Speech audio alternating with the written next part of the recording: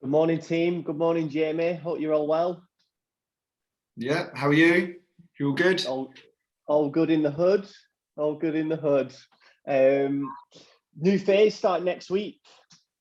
Is everyone excited or what? Oh yeah, definitely. I think we're filming this on a Thursday, so the deload week for some people who have maybe come out a bit hot on workouts, me included, kind of looking forward to today to just moving through. But people are excited to kind of continue to progress. The conversation I had on Monday when we were doing the EMOM back squats with the members, they were like, this isn't the end of squats, is it? This isn't the end. And we were like, no, this is just the beginning. I gave them a little bit of a feel on how we're going to progress it, but obviously in a sec, we'll talk about how we're going to look to progress them. But yeah, people I think are excited to get back on the horse. Good, that's good, great to hear. Just continuing on from what Jamie said, so just to outline the goals of this phase.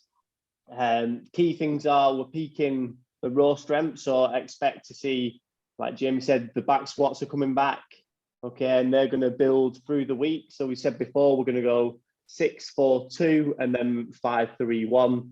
We're going to discuss about the format for the squats in the sec for this first 3 weeks anyway. And then as well as that, we're going to look to start building that gymnastics capacity as well.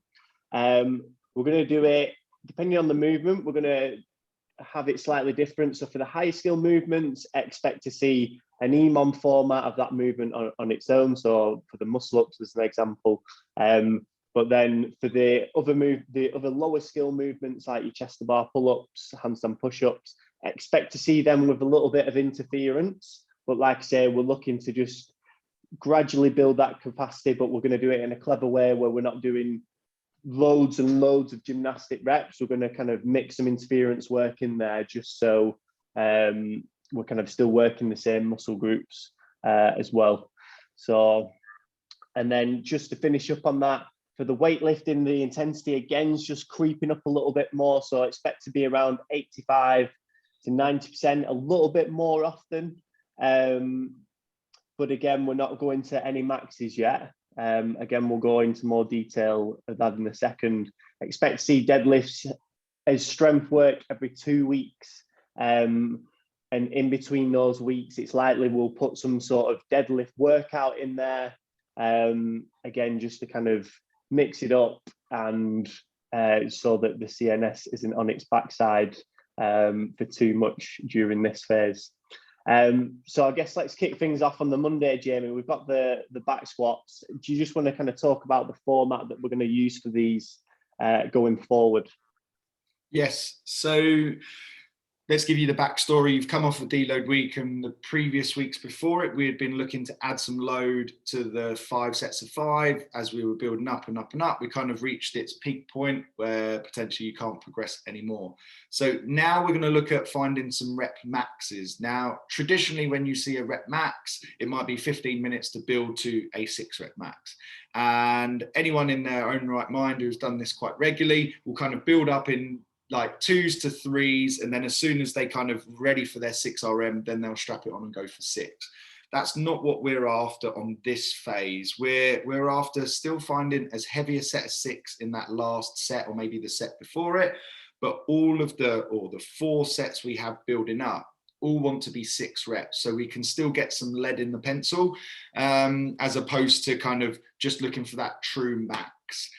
Reason being, we still are transitioning from like that hypertrophy work into building into our maximal strength. So we still want to get a certain volume of work. So this also works really well in a class format for 2 reasons. You split up the clock, going every 4 minutes, again, which is great. So then it gives a nice, even segmented work.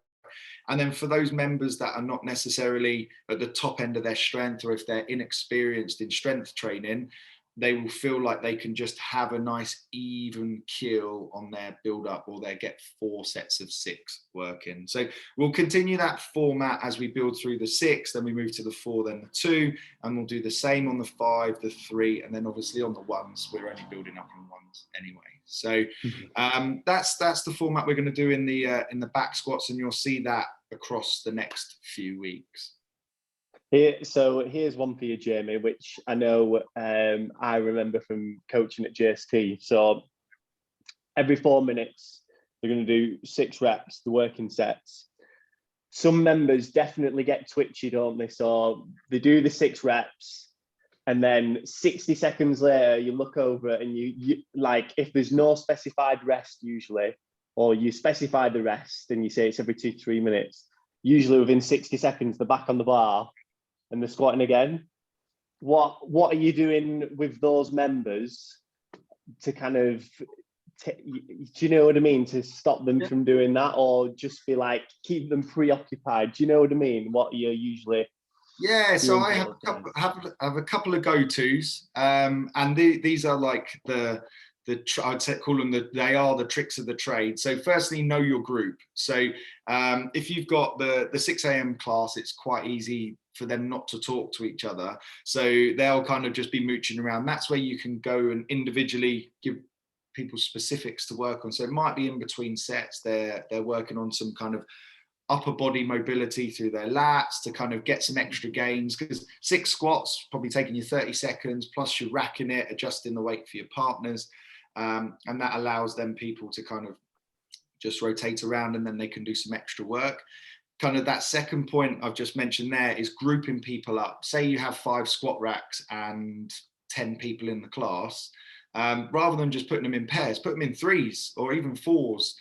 You've got so much time, and then you just allocate a minute for each person. So it's a bit like you just stop people being able to use the equipment. That serves another purpose. It creates that community. When I did the back squats a couple of weeks ago, when it was 5 by 5, I was able to stand back after set number 2 once we'd kind of gone through and everyone was there, and everyone was just talking to each other.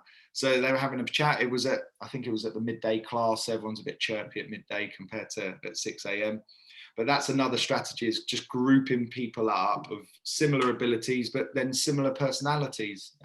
So they're all chatting about something that's unrelated potentially to CrossFit. Like I walk over to the girls and they are not talking about CrossFit some of the time. And some of the boys are talking about some stuff that you probably wouldn't repeat anywhere else. So yeah, just creating that vibe and that environment where people are nice and preoccupied is probably the best word to describe it. That's it's great idea. That, love that. For the workout after, 3 rounds, 400-meter run, 25 wall balls. Again, it's just going to be flow nice and smoothly into that workout. The squat's already going to be warmed up. A nice kind of just a steady couplet there, which is great. Just to finish off the day. Probably won't be too intense. People will probably have jelly legs after them squats. So again, that'll just help cap the intensity on the workout after. Going on to the Tuesday, we've got some weightlifting waves. So I would have thought most members probably won't have come across weightlifting waves before. So basically how it rolls is you've got 3 sets of snatches, the weight progressively gets heavier, the reps sometimes drop as you go through. On this, we've got set 1 is 2 reps at 75%, set 1 is 2 reps, set 2 is 2 reps, set 3 is 1 rep. But once you've finished that first wave, so that first group of 3 sets, if it feels good, the members have an opportunity to go through the wave again, but increase the weight. And it's so good for just keeping the movements nice and sharp. Because obviously they come off the back of doing a heavier snatch, they go back down, and obviously the first couple of reps of the snatches feel super snappy and super sharp. Obviously, depending on how it's feeling, there's been RPEs put in as well. So again, if this is feeling a bit heavy for a couple of members, the legs are still a little bit smoked from the day before in the squats, get them to go off the RPE instead. And they'll probably find that as they go through those waves again, that they will be able to increase the weight, and the RPE staying pretty similar there as well. So yeah, have you used waves in classes before, Jamie? Yeah, we've certainly used it in our weightlifting groups. People really like it. It's there's that kind of transitional from a lot of members will feel like the first weights will be allowed to challenge their technique, and then the last one will challenge them mentally and physically, kind of that fear of anything over 80% kind of thing. And then normally the response is when they go back, that newer weight where they go down but it's up a little bit, it feels a lot easier than the very first set. So it's, again, weightlifting is just as much about confidence of the mind than it is about the body.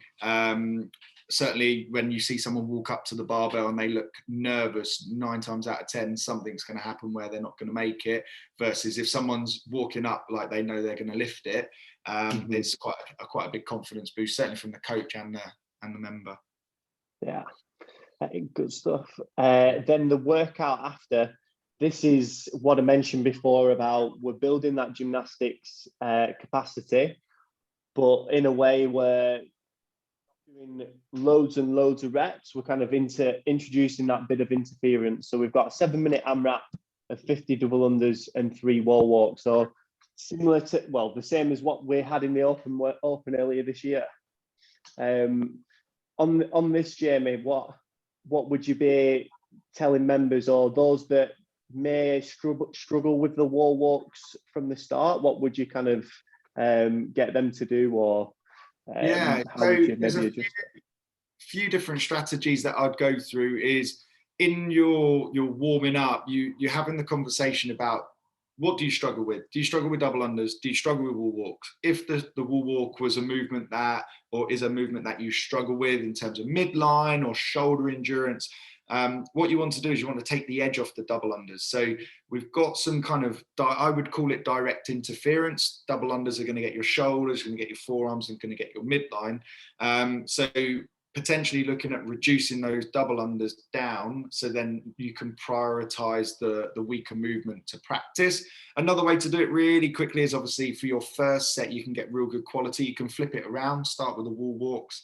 And again, just reducing the number, but keeping the quality high. So when you see these kind of workouts, they are like training pieces. They're designed to tax the wall walk. So then when they repeat that open workout of double unders and wall walks, because I think it was such a new thing, and then they'll want to get loads of data on how much better everybody's got at wall walks, because we're all now doing them at least once a week, compared to we used to put them in a warm-up once a week, if that, and it's a wall climber, no standards, whereas now we're getting pretty good. I mean, they would be foolish not to use it to say this is how much better we've got in a year from our general population by just doing something.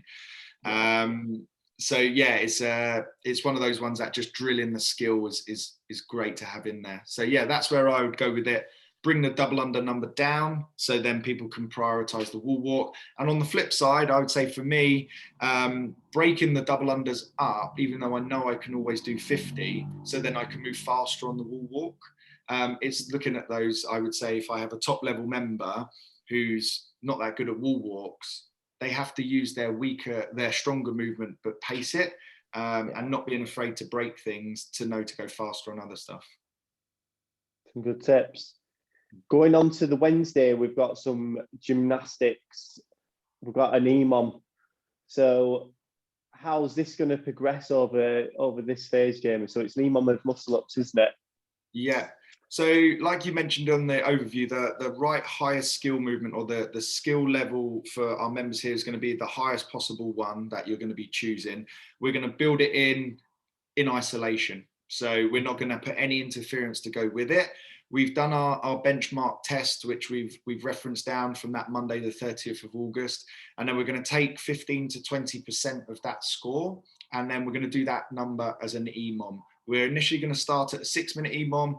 And then the next week, it is the direct week, the day after. So it's the Wednesday after. We'll be doing an 8-minute EMOM. And we're going to be looking to add 2 minutes of time, which is going to initially just increase the volume, but not necessarily increase the intensity in each minute. This gives people some nice kind of foresight, so they can start to plan. It allows people to also be a bit more conservative at the start. We've put a note, we don't want to scrap reps. We want to make sure our reps are nice and smooth, and then tell people that we're probably going to go to 12 minutes on this. So we're going to end up doing twice as many reps as this first week. but with the expectation of doing the same number per minute. So hopefully that means people will go on the lower end if they're the member who likes to like push the boat, and they're like, oh, I'll do 6 every minute on the minute because it's only 6 minutes.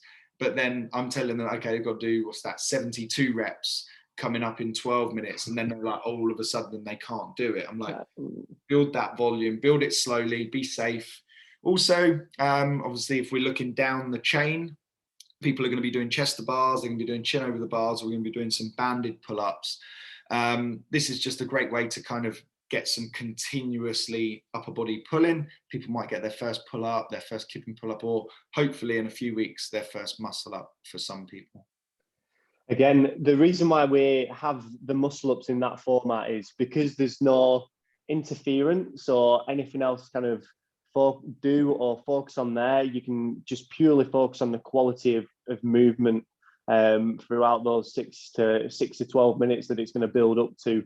Obviously, if we're accumulating more good quality reps, that means that when it does come to putting them in a workout with less volume, you're more likely to just be hitting good reps and reinforcing that. So, like I say, it wants to be a skill that's moderate for most people, and it should feel like a moderate sort of effort on that first EMOM for 6 minutes.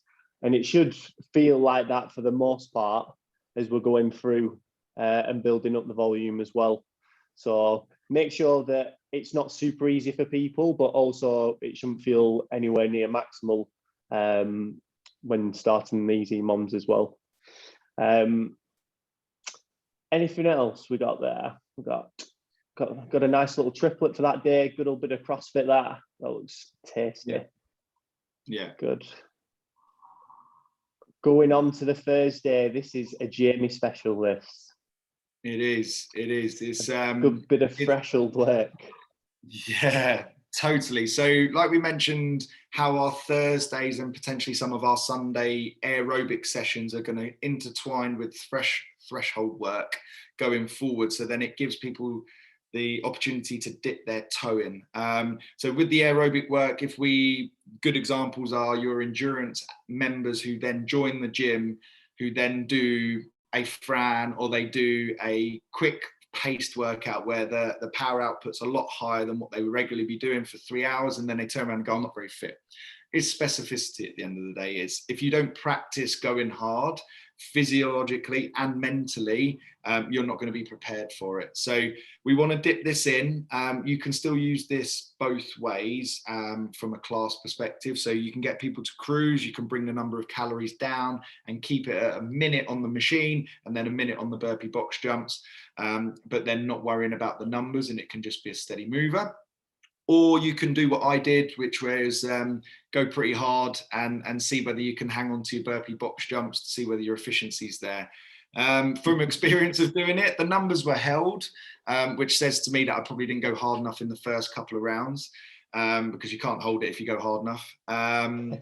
But what I did notice was that being efficient on the burpee box jumps paid off than trying to be too quick transitioning over. So I always took my time on my very first rep to make sure I brought my legs up high enough. We've all been there when you jump and your legs stay low. See, from a member perspective, please make sure they're safe. And then roughly it's about 45 seconds to 55 seconds worth of work on the machine, and then quick transition, and then you've got just over a minute on burpee box jumps. If members really want to push and they're limited by that fear of jumping or the ability to jump fast, you can make this workout harder by making the burpee easier. If you just make it a regular burpee or a burpee over the bar, there's less fear, less risk, which means that you can push the intensity a little bit more. So have that in your back pocket for coaches, because some members will want to make it harder in terms of the movement, but actually that will reduce the overall intensity, because obviously you have to take a bit more care into it. We've got a little kicker on the numbers. So we've got a cap of 10 rounds. But to set a bit of a kind of race within the group, I will do this next week as well, because I'll do it in a class. Whereas you've got 100 reps is the RX. So the quicker you do it, the less rounds you have to do on the rower. That was my incentive. And then we've got 3 different levels. So we've got 100, we've got 75, we've got 50. So the members can chase it. And looking at dropping in around about that 8-round mark, 10 rounds if someone makes a mistake.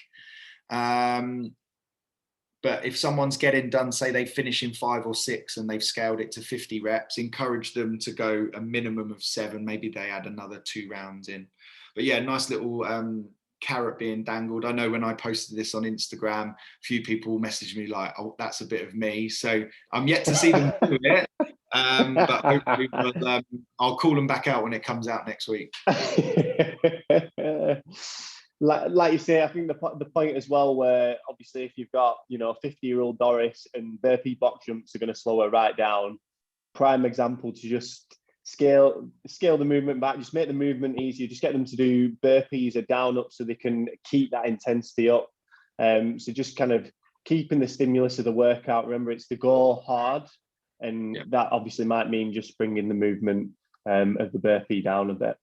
Last trick on that, so from a room perspective, so run in the room, it's very easy. Say you've got 10 people, 10 rows, you get everyone going at the same time, but you get this like ebb and flow in the room, which sometimes can be good, but then sometimes you can lose the intensity of the room. So if I've got a massive group and everyone wants the buzz, I'll put half of them on the rows and the other half will be in the rest period, and then they switch. So it's imagine if you only had half the kit, because then the energy in the room never stops, because there's always 2 minutes worth of work, and then the other guys are watching. So you get the fitter people to go second, so they chase the first people, and then it's a direct competition. So if you've got a room that kind of needs energy brought to it, because those members may be on the go slow and they should be working hard, there's a little tip: get them to share kit and then get them to write their numbers on the board in front of everyone. It's good. I love it. Cool. We've already briefly mentioned about the lifts as well. Strength wise, these are going to appear every other week. What I would like to say is, if I know some gyms can be a little bit twitchy about putting deadlifts in for the members, if you are that gym and you want to keep it in a safe manner, not that I'm saying deadlifts aren't safe, but a safer manner for your members, just keep the no touch deadlift version in there. Again, just forces the members to keep tension. I know we got some feedback from the last phase that they actually works really well, and a gym that doesn't usually put deadlifts in actually did put the no touch variation in, and it actually works very well for them. So really good example there. But yeah, we're going to keep the reps slightly higher on the deadlifts, aren't we, compared to the squats? And again, we start with that tolerance. Yeah, just building that tolerance on the deadlift. And if we translate it to our overall phase, it's to peak for the open. We'll probably kick ourselves where we haven't gone maximal on a deadlift, and they'll put a max deadlift in. But 9 times out of 10, whenever you see a deadlift coming up in the open, it's that moderate load where it does get challenging, but it's more challenging because of the interference and the volume, not necessarily the overall weight. So when you're doing 12s, 10s and 8s, it's a great way to build a good strong core and good robust hamstrings and glutes. So that's where we build. Yeah. Just as well, like looking at the week as a whole, just before we go onto the Saturday and Sunday, looking at the week as a whole and like seeing where the intensity is in the workouts. For me, what really sticks out is the Thursday, the threshold work on the Thursday. So good opportunity there for members to get some really good intensity. And if not, if people are taking that recovery day on the Thursday, this Friday, again, is going to be quite intense, and so is the Saturday. So for the first Monday to Wednesday of the week, I'd be looking for moderate intensity on these workouts. Obviously, if they're only coming in 3 times a week, get them to maybe push a bit harder on one of these. But I'll be focusing more on movement quality on these workouts for the Monday to Wednesday. And then towards this Thursday at the back end of the week, that's where we want the intensity in the workouts. So just kind of keep that whole structure of the week in mind, and again, just make members aware of that as well. Going on to the Saturday, Jamie, we've got a lot of squatting in this weightlifting complex. What's the score there? So obviously it says build to heavy on the complex. We're in a phase where we're not trying to max out on our weightlifting in terms of its purest sense on the 1 rep max snatch, 1 rep max clean and jerk. So this is a good opportunity to get our, again, secret second squat session of the week. You say that fast after a couple of beers. Yeah, your secret second squat session of the week. So it's an opportunity to kind of get four below parallel efforts, the clean, then the hang clean, and then the 2 front squats. Great way to kind of challenge that midline in the front aspect. But again, just getting some loading through the pins.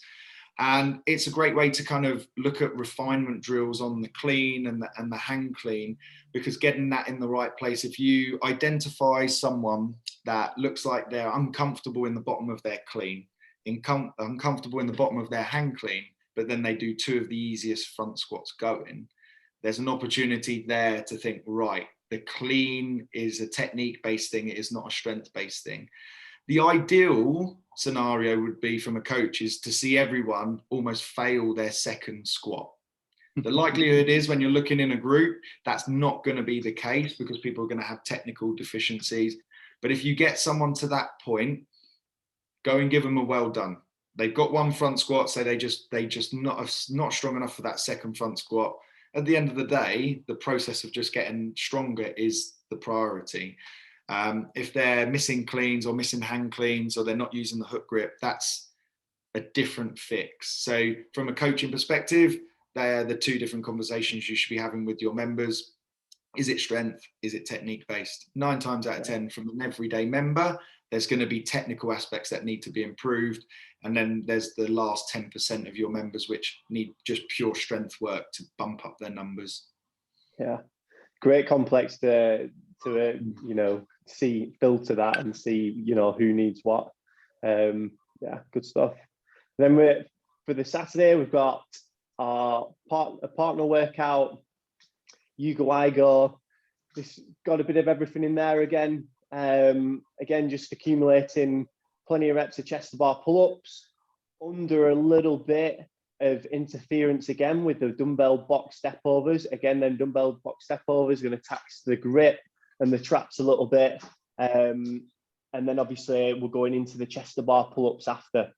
Ideally, we can do them chest to bar pull-ups unbroken, or that should be a number that's unbroken for most of that 20-minute AMRAP. Remember, it's a you go, I go, so members will get a 1-to-1 rest for that. So make sure they're choosing a number of reps or a scale that they know they can hit for that amount of reps. Anything you want to add there? Yeah, so this is taken from the all-round plan where we're looking at the pull interference. So this has got the old direct interference on there. So as you're stepping over, Jack's already mentioned the traps, but also when you're moving those dumbbells, so you're not smacking them into your legs, you're using your lats.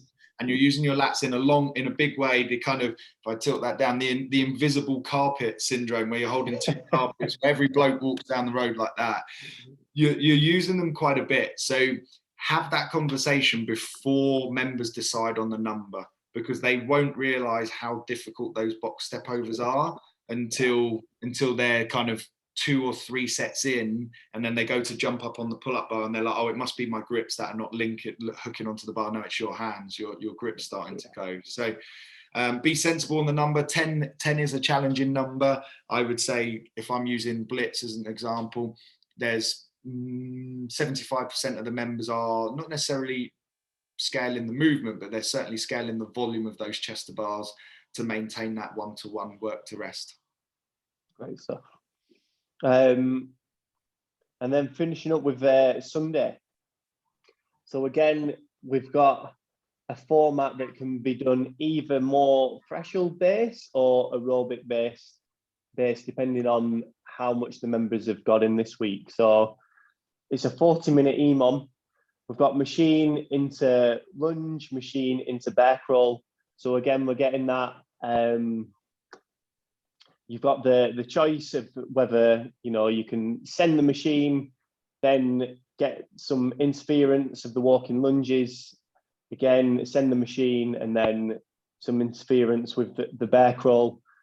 We've got that, the blood flow going from obviously the lower body with the walking lunges to upper body with the bear crawl. Again, great for flushing out if you're doing aerobic work. If you're doing it more threshold based, it's training your body to obviously be able to transfer blood from lower body to upper body more as well. So like I say, whichever way, you know, members are going to take that, they're going to get something decent from that. So yeah, cool. Anything else you want to cover on this week, Jamie? Just as a general overview, keep communicating to your members to be logging their numbers. They'll be starting to become quite in tune with the squat numbers and the squat variations.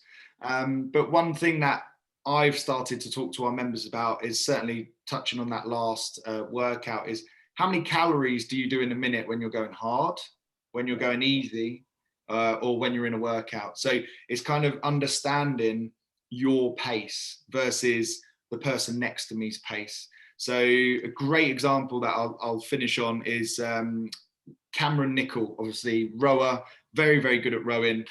And when he was in rowing workouts, so I think that rowing and wall ball workout in the Open, which he obviously did very well in the world on, everyone, all the members were watching and they were like, why is he not rowing faster? And he was rowing fast, don't get me wrong. He was like 15, 1600, but we've seen him steadily sit at 18, 1900. They were like, why is he not rowing faster? I was like, because he's actually recovering. He's bringing his heart rate down at that perceived intensity, whereas all of us would be rowing at that pace and our heart rates would be going up. And they were like, why? I was like, because he's going to then use his energy to raise his heart rate on the wall balls. And they were like, oh, so you're not going to just peak your heart rate the whole way through? I was like, no, exactly. It's finding what pace you need to go at and whether you need to recover and not worry about the number, or whether you need to not worry about the number and push that intensity. So I've been having that conversation with members, because that's how you learn how to pace workouts. And then certainly when you get the longer ones, or the ones that, you know, oh, if it was 4 rounds, I would have beaten. I had a race with one of the other coaches on Monday or Tuesday, where it was the run in, dumbbell snatch, burpees over. She said, if it was 4 rounds, I would have beaten you. I was like, but it wasn't. It was 3 rounds, and I paced it. And she's comes from an endurance background. I come from a background where, there was not another run after what I'd finished. So it's just learning how to pace and trying to get that education to members so they don't make mistakes. We've all been there when we've coached, and blessed, that person's bitten off more than they can chew. And 5 minutes after everyone else has finished, this person's getting cheered on at the end. And you're like, no one wants that. Everyone, that the handicap system of scaling is really, really important. But the more you can do that, the less you see of that. Great stuff. I'm just thinking about your last example there of, oh, if it was 4 rounds, I would have beaten you. It's not 4 rounds though, is it? You know, play the game. Yeah, play the game. I sold it on the last set of burpees to win. So I've got a similar example the other week where, well, let's say a similar example. Basically, it was a 4-round workout, and I forgot that it was 4 rounds and thought it was 3 rounds. So I sent the 3rd round, sat down, and Georgia said to me, you do know you got another round? And I was like, oh, fuck. You really, like, how long that 4th round took after sending that 3rd round. Yeah, 2 of the other rounds put together, I'd say. Yeah. Hey. Well, yeah, cool. That's the first week of this next phase covered. If you've any questions, drop us a message. We're gonna keep sending out more information to you guys regarding certain aspects of coaching. Just dropping little knowledge bombs here and there. So yeah, stay tuned for those as well. Cool. See you all later. See you later.